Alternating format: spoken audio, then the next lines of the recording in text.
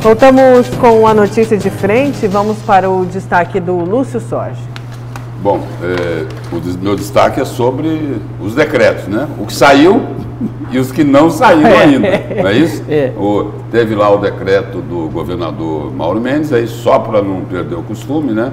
Emanuel Pinheiro falou, não aceito ordem, né? Mas aí ele também é o seguinte, não aceita a ordem do governo do estado e nem do Ministério Público, né? O prefeito de Cuiabá, Emanuel Pinheiro, criticou aí essa postura do Ministério Público que quer exigir, né, que os municípios adotem medidas mais rigorosas. E aí, no caso aqui de Cuiabá, eles questionam também o seguinte, olha, o município precisa adotar medidas mais restritivas de acordo com a classificação de risco, né?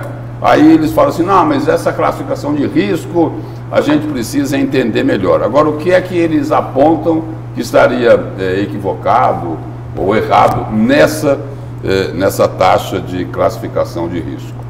Esse é um ponto. Precisaria se apontar com objetividade, né, de forma específica, o que é que não concordam nesse estudo aí, que é feito pelo governo estadual, né, pela Secretaria Estadual de Saúde, sobre essa classificação de risco. E aí o prefeito Emanuel Pinheiro ele está criticando o Ministério Público, né? A decisão sobre se Cuiabá será fechado ou não, por conta do colapso do sistema de saúde provocado pela pandemia, vai ficar para essa segunda, porque é o seguinte, teve uma ação lá do Procurador-Geral do Ministério Público, José Antônio Borges Pereira, e essa ação está nas mãos da desembargadora Maria Helena Povos, que é a presidente do Tribunal de Justiça. E os municípios aí, eles estão defendendo o quê? Pelo menos essa é a defesa do prefeito Emanuel Pinheiro. Ele defende a criação aí de um decreto paralelo, sem seguir as determinações do governo. Os prefeitos também querem assinar um ofício para ser encaminhado aos poderes, em que defendem medidas mais restritivas, sem fechar tudo. E o prefeito Emanuel Pinheiro disse que a posição do Ministério Público Estadual é uma posição que tenta intimidar os prefeitos. É isso? Foi declarado também, né, eu li isso, né, no final de semana, de que o prefeito ele pensa da seguinte maneira, quem pode fazer isso aqui é quem foi eleito, né? É quem foi eleito. Muito bem, é quem teve o voto da população, né? O que não caberia ao Ministério Público, à Justiça, definir sobre essa questão aqui do distanciamento, de lockdown, fecha tudo, não fecha tudo. Agora precisa ver o seguinte, lá na Assembleia recusaram, né? O feriadão, não é isso? A prefeitura, o quadro de Cuiabá é gravíssimo, a taxa de classificação aqui de risco é muito alta, e aí é o seguinte, aí não adianta cobrar o Ministério Público por ter entrado com uma ação sem ter feito um decreto aqui. Por que é que não baixaram um decreto aqui dizendo, olha, as medidas restritivas são essas e essas, mas isso não foi feito até agora. E o seguinte, não adianta querer dizer que não vai cumprir o decreto do governo do Estado por um simples motivo. Isso já foi parar lá no STF. O Supremo Tribunal Federal já julgou isso. Nesse momento aqui, se tem um decreto estadual, né, com determinadas medidas restritivas. Se o prefeito vai chegar e colocar um decreto com medidas que flexibilizem o decreto do governo estadual, não vai passar na Justiça. Não vai. A Justiça vai dizer para ele o seguinte, olha, você pode agravar, né, essas medidas restritivas, né, pode adotar medidas mais duras do que as que foram anunciadas, mas você não pode flexibilizar. Então isso daqui já está discutido. E aí, indo lá para o Ministério Público e o Poder Judiciário, se coloca novamente o seguinte, e aí? Vão determinar para fechar tudo, só isso, mais nada? E aí? E na outra ponta lá? Ninguém vai abrir mão de nada para colaborar com as pessoas que estão aí enfrentando tantas dificuldades, sem emprego, sem renda, sem comida para colocar na mesa? É só, vem lá o decreto, né? Tem que fechar tudo a partir das 6 horas da manhã de amanhã. O horário não é esse, lógico, não é? Mas se cobra também dessas instituições aí do Poder Judiciário, né? Que promovem a justiça, né? No caso do Ministério Público, no caso do Tribunal de Justiça aí, porque essa ação do procurador do MPE aqui está lá para a desembargadora Maria Helena Povos decidir. Mas precisa também de outras medidas, olhando o aspecto econômico, né? Então, seria interessante, né, que essas instituições aí, o Ministério Público, o Poder Judiciário, né, que cobram tanto os prefeitos, né, para tomarem as medidas, eles também poderiam contribuir abrindo mão, né? Nós já falamos aqui, né, de uma parte dos recursos que eles recebem, não é isso? Daqueles privilégios que eles têm, podiam abrir mão disso para ajudar, né? Tem até uma notícia interessante aqui, que eu vi ontem, uma suplente de vereador aqui em Cuiabá, a suplente do vereador Diego Guimarães vai assumir... Maísa Leão. E abrir mão, cobrar a redução da verba indenizatória. Exatamente. Coitada dela. Os outros vereadores lá vão pegar ela firme, né? Assim, criticar demais. Não aprovaram multa para ônibus, vão aprovar redução? Eu não sei. Você encerrou? Sim. Deixa eu só trazer essa notícia aqui, claro, porque também tem a ver.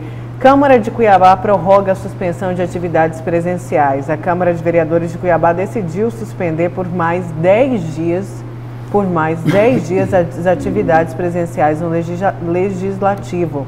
A medida foi adotada devido ao agravamento da pandemia do novo coronavírus. E eu tenho informações de bastidores que tem vereador ali, vereador com poder, recebendo gente no seu gabinete. Recebendo gente, fazendo uma pré-campanha para 2022 para ser deputado. Então, como que é? Libera geral e tem gente ali atendendo? Não pode, né? E aí, libera geral, vai todo mundo para casa e ninguém vai fiscalizar mais nada? Cadê o pessoal cobrando a questão do IPTU? Não, tem vereador que entrou, mas cadê todos? É mobilização geral. A gente quer mobilização. São os vereadores, principalmente de situação, que tem o poder de diálogo junto ao prefeito Emanuel Pinheiro, chegar e falar, vamos prorrogar esse IPTU, vamos colocar mais ônibus para rodar. Não estou vendo isso. Tirando aí uns 2, 3 ou 4. Mas ali eles, lockdown, né? Na Câmara, né? Lockdown. Vai ficar fechada, não é isso? É o seguinte, Nayara, tem que corrigir a sua informação aí. Tá certo, Nayara, o que eles estão fazendo? É um serviço não essencial. O pessoal costuma não sentir falta. Ultimamente. Não, eles não sentem falta. De alguns sim, porque está pior do que no ano passado, infelizmente. A gente vê 3 ou 4 vereadores ali trabalhando, o resto parece que está só esperando o dinheiro cair no fim do mês. Essa questão do lockdown é o seguinte, se nós observarmos, nós tivemos lá atrás, alguns dias atrás, né, algumas semanas atrás, nós tivemos aquele mini lockdown que foi decretado pelo governador Mauro Mendes, né? Na esperança de que realmente nós tivéssemos uma diminuição na ocupação de UTIs. Não aconteceu. Não aconteceu, pelo contrário, houve um aumento na ocupação de UTIs, apesar de nós termos tido um mini lockdown lá atrás. Aí houve um novo decreto, um aprimoramento desse decreto, né, pedindo medidas mais rígidas com relação à questão das pessoas em sociedade, né? Ou seja, um lockdown, né? Uma quarentena, um lockdown. Eu, particularmente, acho que nós não teremos, a probabilidade de nós termos uma diminuição na ocupação do UTI será muito mais por conta da vacinação, que vem aumentando, né? Principalmente nos grupos de risco, do que necessariamente por conta do lockdown. Porque nós estamos aumentando, ampliando cada vez mais a nossa vacinação, né? E da mesma forma como está acontecendo nos Estados Unidos, no Reino Unido e na Alemanha, quando você começa o processo de vacinação, você tem menos óbitos, justamente no grupo de risco e nas pessoas que têm comorbidades, né? Isso aí é natural, porque você aumenta a imunidade. Então, nós teremos menos ocupação de UTIs, não necessariamente por conta do lockdown. Essa é uma leitura minha, você pode estar interpretando de forma diferente, né? Mas por conta da vacinação que tem abaixado a faixa etária, né, cada vez mais, e tem aumentado o número de pessoas que estão sendo vacinadas. E aí, automaticamente, você tem uma imunidade por rebanho que vem aumentando gradativamente, percentualmente, nas próximas semanas. É isso. E aí, nessa questão da ação aqui do Ministério Público sobre os decretos, né, o procurador-geral lá do Ministério Público coloca o seguinte: por certo que a presente medida, amarga e dura, porém necessária, seria recebida com clamor por alguns e irresignação por outros, mas o papel dos atores do sistema de justiça nunca é marcado pela simplicidade. A atividade de substituição a ser exercida pelo Poder Judiciário apenas tem vez quando as partes em conflito não conseguem chegar a contento em questões essenciais, diz o procurador José Antônio Borges Pereira. O que ele falou aqui é o seguinte: olha, os governantes não estão fazendo a parte deles, é isso? Decisões que eram para ser tomadas não foram tomadas. Então, só que aqui é o seguinte, é preciso ver o seguinte: olha, o governo do Estado ele tem baixado decretos em relação a essa questão da pandemia, colocado lá, olha, a taxa de classificação de risco nesses municípios é essa daqui, né? A Assembleia, segundo o procurador aqui, não fez a parte dela, né? Ou seja, não aprovou aquele pedido do governo do Estado para um feriadão prolongado de 10 dias, não é isso? Aqui em Cuiabá, o que é que está acontecendo, né?